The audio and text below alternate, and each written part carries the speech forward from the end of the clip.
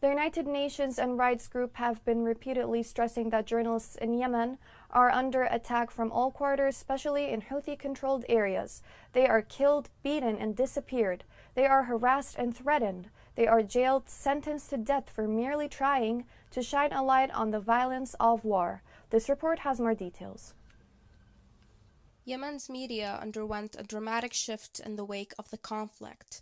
As warring groups seize strips of Yemen under their control, Yemen's media personnel find themselves terrorized by the Houthis.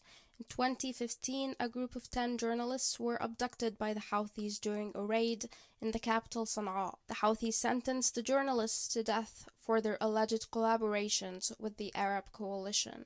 During a prisoner swap between the Houthis and the government in 2015, 6 journalists were released while the remaining journalists remained shackled by the tyrannical Houthis. The journalists were reportedly thrown into solitary confinement, denied life-saving medical treatment, and banned from contacting their families.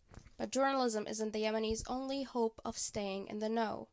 As the Iranian-backed Houthi rebels acquaint themselves with more artillery, Yemenis have taken on a new medium to fight their battles.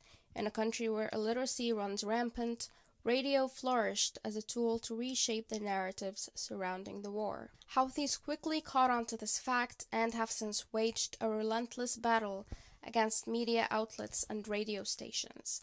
The Houthis have stormed countless radio stations across the country, vandalizing their spaces, confiscating their equipment, and detaining their workers. The Houthi crackdown has resulted in most radio stations in Yemen going off air. Those that stayed in business started taking orders from the Houthi strongmen, who dictate what content the stations should and should not air. Yemen's media personnel have suffered flagrant violations against their livelihoods, with Yemen's freedom of the press status ranked among the worst in the world.